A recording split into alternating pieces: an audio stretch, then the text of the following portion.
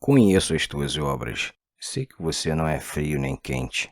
Melhor seria que você fosse frio ou quente.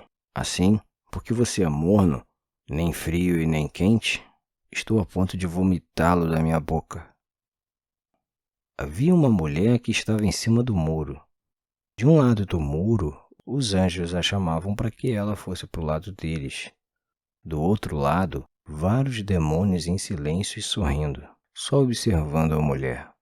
Ela ficou intrigada com a diferença de comportamento entre um grupo e o outro e resolveu falar aos demônios. Ei, os anjos aqui do outro lado estão tentando de todas as formas me convencer a ir para o lado deles e vocês aí não falam nada. Por quê? Por quê? Porque o muro é nosso. Olá, eu sou o André e hoje vamos ver a parábola dos lavradores maus, contada por Jesus, e até o final vocês vão entender o porquê a gente não deve ficar em cima do muro. E começa assim. Havia um certo chefe de família que plantou uma vinha, cercou-a, cavou nela um lagar, edificou uma torre e a deixou com os lavradores, e foi para uma terra distante. Vamos destrinchar esse versículo e destacar o significado das principais palavras. O chefe de família, que é o dono da plantação, é o nosso Deus Pai Todo-Poderoso. A vinha representa a plantação de uvas, que é Israel e também o reino de Deus como um todo. Contudo, eu te plantei como uma vinha nobre, uma semente inteiramente correta. Como então te tornaste uma planta degenerada, de uma vinha estranha para mim? Cercou-a quer dizer que Deus protege Israel, o seu reino, o seu povo. Vimos essa proteção desde o Êxodo, quando Moisés libertou e liderou o povo israelita por 40 anos no deserto, passando por 2 exílios, primeiro com a Babilônia e depois com os romanos, onde eles foram expulsos da sua terra. E no século XX, o terrível Holocausto, com Hitler tentando exterminar todos os judeus. E depois o impressionante renascimento do Estado de Israel, em 14 de maio de 1948.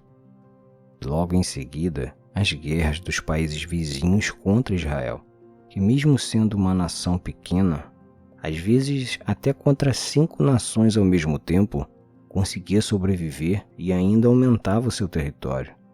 Deus protegeu e ainda protege Israel e o seu povo até os dias de hoje, e continuará protegendo.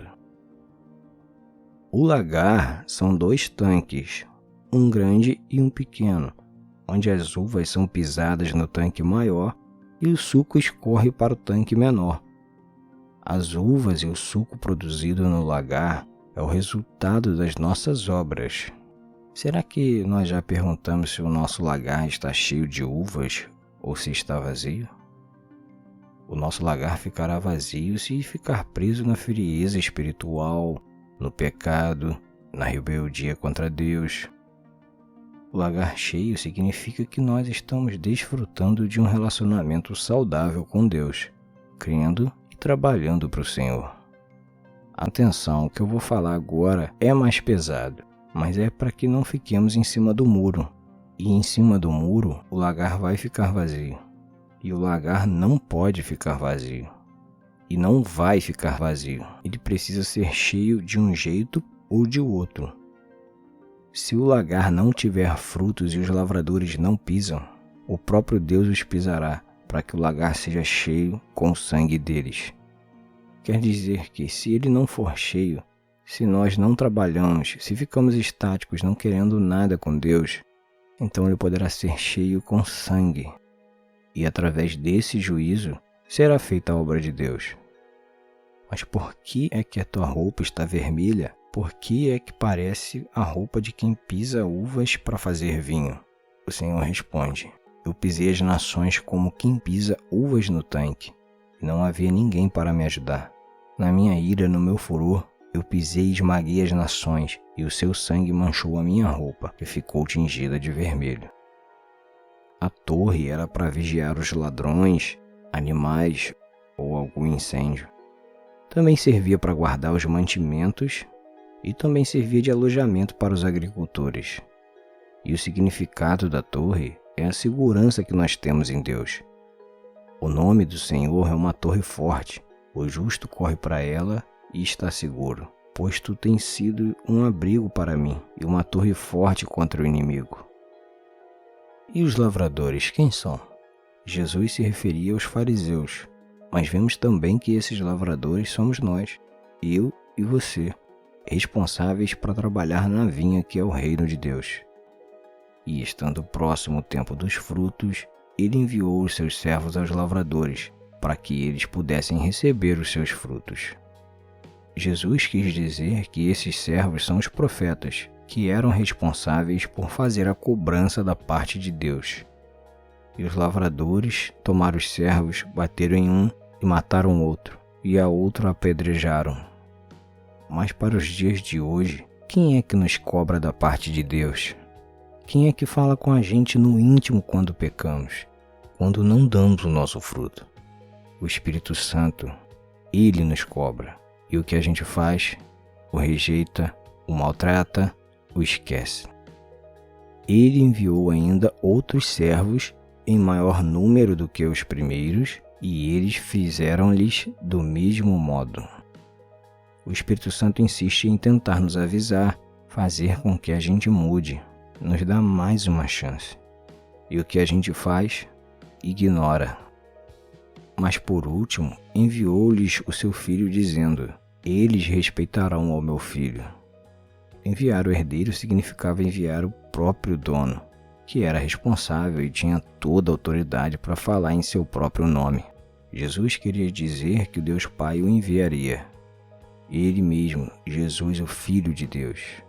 Porque Deus amou tanto ao mundo que ele deu o seu Filho unigênito, para que todo que nele crê não pereça, mas tenha vida eterna.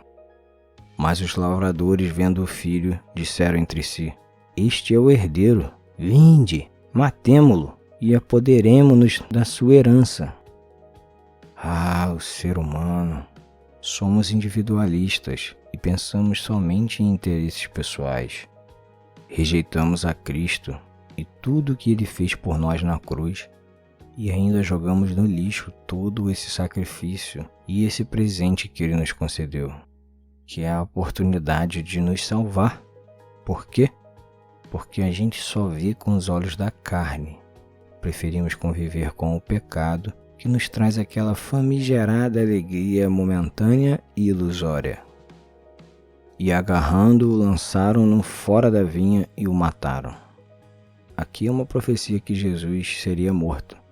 Imagina Jesus falando disso dele mesmo. Quando, pois, vier o Senhor da vinha, o que ele fará com esses lavradores? Será que poderíamos imaginar o que sentiríamos se o próprio Deus fosse falar comigo ou com você agora? Dizem-lhe eles: ele destruirá miseravelmente aqueles homens perversos e deixará sua vinha com os outros lavradores, que a seu tempo lhe entreguem os frutos. A resposta dos fariseus condenavam a eles mesmos. Não conseguimos olhar o nosso erro, preferimos julgar os erros dos outros. A gente sempre quer vingança e todos estão errados, menos nós que cometemos os mesmos erros ou até piores. Jesus disse para eles: nunca lestes nas Escrituras? A pedra que os edificadores rejeitaram, essa se tornou a cabeça de esquina. Isso é obra do Senhor e é maravilhosa aos nossos olhos? A pedra que Jesus se refere é o Evangelho. Quando os judeus rejeitam a Cristo, os gentios o aceitam.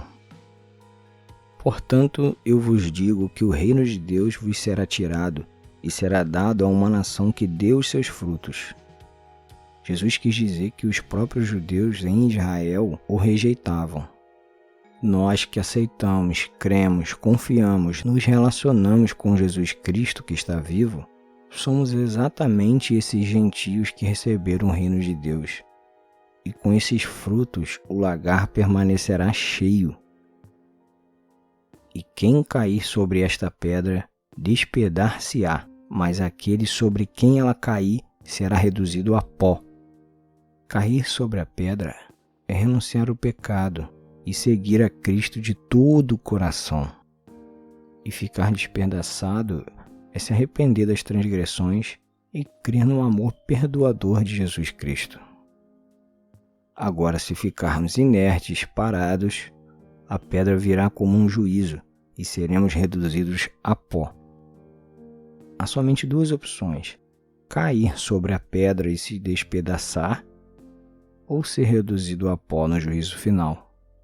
Qual será a sua escolha? Eis que estou à porta e bato. Se alguém ouvir a minha voz e abrir a porta, entrarei e cearei com ele, e ele comigo. Irmãos, obrigado por assistir esse vídeo.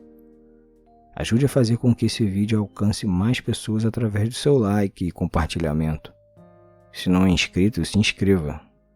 Que Deus te conceda a melhor semana da sua vida e te abençoe.